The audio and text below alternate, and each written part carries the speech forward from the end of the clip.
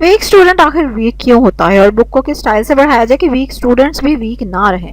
अस्सलाम वालेकुम, welcome to my channel. मैं हूं फराज। तकरीबन 20 ईयर्स तक मैं डिफरेंट स्कूल्स में टीच करती रही। फिर जब एजुकेशन सिस्टम मुझे इतना सेटिस्फैक्ट्री नहीं लगा था, मैंने छोड़ दिया स्कूल को, अपने बच्चों को भी स्कूल से उठा लिया। अब मैं उनको घर पे ही पढ़ाती हूँ। उनके लिए जो नई चीज़ें सीखती हूँ अपने इस चैनल पर शेयर करती हूँ। जो लोग इंटरेस्टेड हो ज़रूर सब्सक्राइब करें मेरे चैनल को और बेल आइकन पर भी ज़रूर क्लिक करें। हाँ जी, अब मैं आपको दिखाऊंगी ये बुक और मैं आपको बताऊंगी इसमें कि कौन कौन से टॉपिक्स हमें जो बुक में नज़र आते हैं तो उनको हमने एक्चुअली किस तरह से कराना होता है, उनका पर्पस क्या होता है। और अगर उस तरह से ना करवाए जाएं तो ऑब्वियसली बच्चा आपको नालायक ही लगेगा और नालायक ही रहेगा। ठीक है। और क्योंकि मैं ख़ुद भी बुक्स डेवलप करती हूँ, जैसे मैंने बुक्स बनाई भी हैं, तो मुझे ख़ुद भी आइडिया हुआ है कि मैं जो बुक बना रही होती हूँ वो क्या क्या पर्पस सर्व कर सकती है और उसके जो अंदर कंटेंट है उसको कैसे कराना चाहिए। उसकी वजह से भी मुझे काफ़ी ज़्यादा आइडिया हुआ इनसाइट का। ठीक है, तो अब हम ज़रा इसको देखते हैं एंड जस्ट फॉलो मी। देखें सब टीचर्स भी ध्यान से और सोचें इस बारे में कि क्या हम इस पर अमल करते हैं।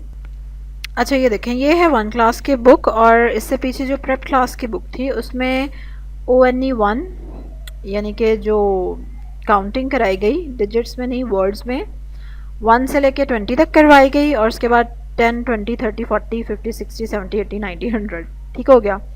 अब ये क्लास 1 की बुक है जिसमें कि आप देख रहे हैं कि उन्होंने किस तरह से उस चीज़ को रिवाइज़ कराया। ये देखें, 13, 17, 11, 80, 42, 64, 75, 58। देख रहे हैं आप।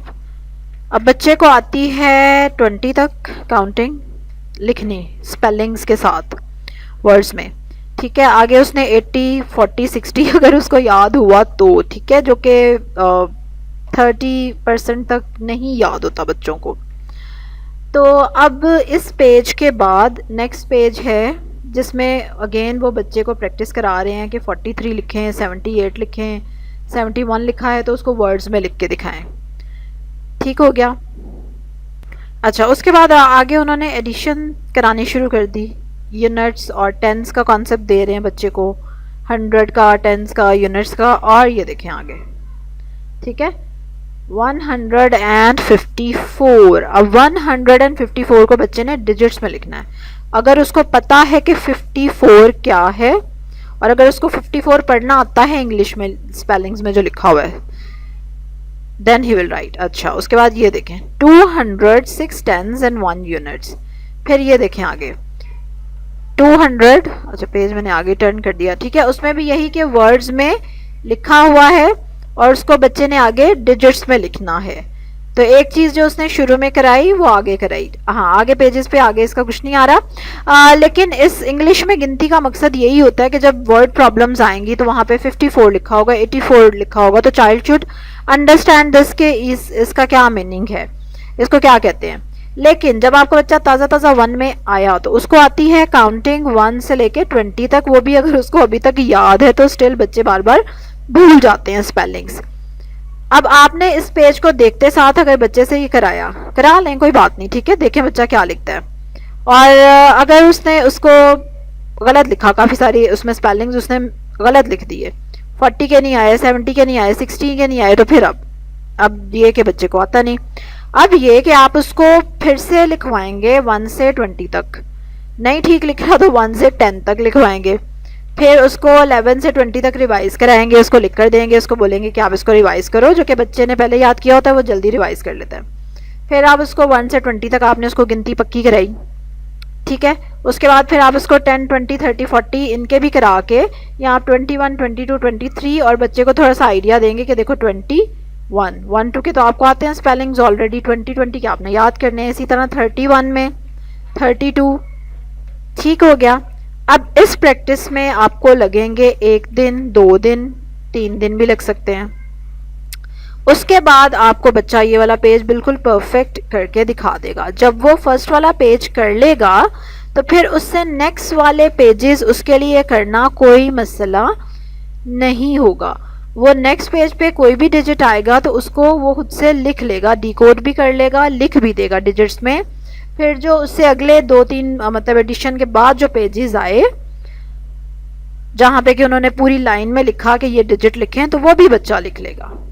सिर्फ ये कि आपने शुरू में उसको उस चीज़ को रिवाइज करा दिया। उस एक पेज जो बुक वालों ने दिया, सिर्फ आप उस पेज पे नहीं रहे, आपने उस पेज को देखा और आपको पता था कि बच्चे को पहले से क्या आता है, आपने वो चीज़ बच्चे को रिवाइज कराई, उसको उससे लिंक करके समझाया और बताया। अगर आप खाली बुक के पेज पे रह जाएं, ठीक है, कि बच्चे को ये नहीं आ रहा, या उसी को प्रैक्टिस कराई जाए, उसी को रट्टा लगवाई जाए कि ये तुम याद करो और फिर दोबारा मुझे लिख के दिखाओ, ये तुम याद करो और फिर मुझे लिख के दिखाओ, जो कि अक्सर होता है कि इस पेज को याद किया फिर वही पेज पूरा बच्चे से लिखवा लिया, और नहीं बच्चा लिखता तो उसको काफी बार लिखवाया ताकि उसको रट जाए। समझ आई? तो रट्टे में भी नहीं चले जाना। अगर वो बच्चा अंडरस्टैंड करता है, उसको स्पेलिंग्स आते हैं, तो he will get this point. आपने सिर्फ उसको 1 से 20 तक जो वो करके आया ना, वो एक बार रिवाइज करा देनी है, और उसके बाद आपने उसको लॉजिक एक्सप्लेन कर देनी है। उसके साथ अगर उसको प्रैक्टिस की जरूरत पड़ रही है तो वो आपने करानी है।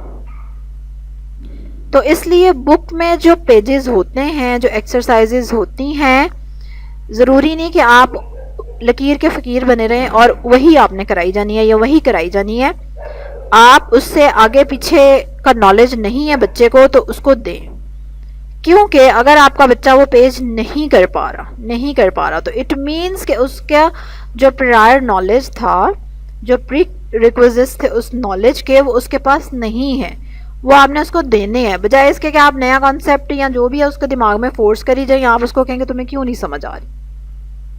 और यही होता है हमेशा, जब भी बच्चा नई क्लास में आता है तो नई क्लास की टीचर कहती है कि ये पिछली क्लास से कुछ नहीं करके आया, इसको कुछ नहीं आता, और कुछ वाकई नहीं आता होगा, क्योंकि पिछली क्लास के जो कॉन्सेप्ट थे अगली क्लास में उससे एडवांस कॉन्सेप्ट्स होते हैं, जिनके लिए एट टाइम्स बच्चे को रिवीजन की ज़रूरत पड़ती है, जहाँ पे फिर टीचर को फील होता है कि कुछ नहीं कराया पिछली टीचर ने, जहाँ पे पेरेंट्स को भी फील होता है कि स्कूल वालों ने कुछ नहीं कराया। ठीक है, या आपको लगेगा कि ट्यूशन की टीचर ने कुछ नहीं कराया। तो इस चीज़ को जहन में रखें कि जब भी आप नया कॉन्सेप्ट कराएंगे तो आपको बच्चे को आगे पीछे मूव कराना है, उसके ब्रेन में वो चीज़ें जो रिवाइज करानी है आपने। और दूसरा, उस पेज पे ही नहीं रह जाना, आपने उसको पूरा कॉन्सेप्ट देना है। उसके बाद अब एक चीज़ आप शुरू में 3 दिन लगा देंगे, जो कि स्कूल वालों के पास अक्सर टाइम नहीं होता। एक पेज आज करा दिया, अगला भी करा दिया, उससे अगला भी करा दिया। अच्छा ये देखें, स्कूल में टीचर ये भी करा देगी, ठीक है, बोर्ड पे करा देंगे, जो बच्चे खुद कर लेंगे कर लें, नहीं तो बाकी वो बोर्ड पे लिख देंगी।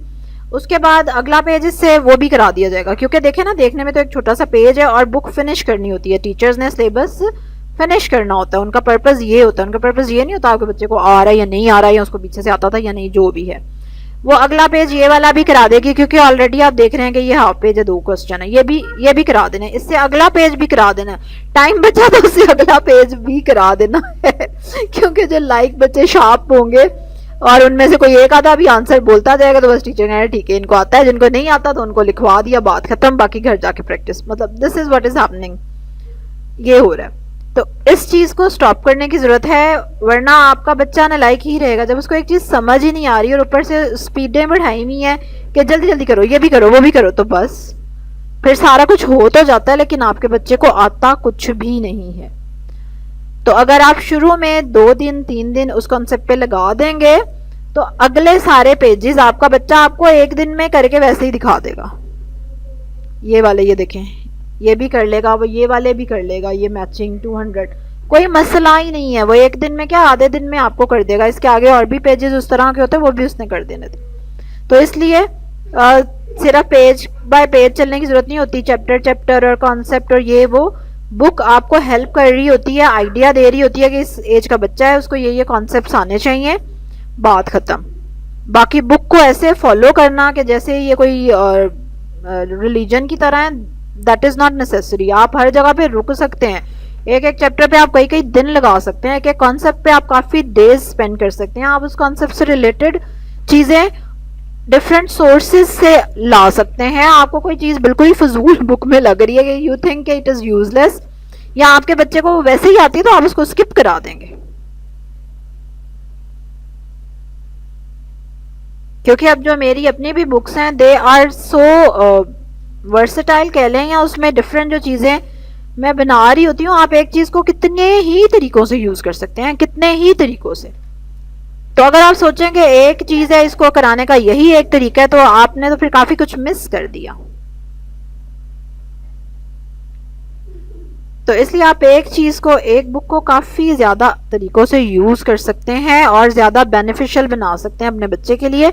और उस बुक में अगर आप दौड़ भाग मचाएंगे और अगले कॉन्सेप्ट पे जाएंगे पिछला क्लियर किए बगैर, तो फिर आपका बच्चा नालायक ही रहेगा, क्योंकि जब उसको समझ ही नहीं आ रही और फिर आप परेशान होते रहेंगे कि क्यों नहीं इसको समझ आती, क्यों नहीं इसको समझ आती। ये जो बुक मैं आपको दिखा रही हूँ ये है मैकमिलन क्लास 1 की बुक है मैथ्स की।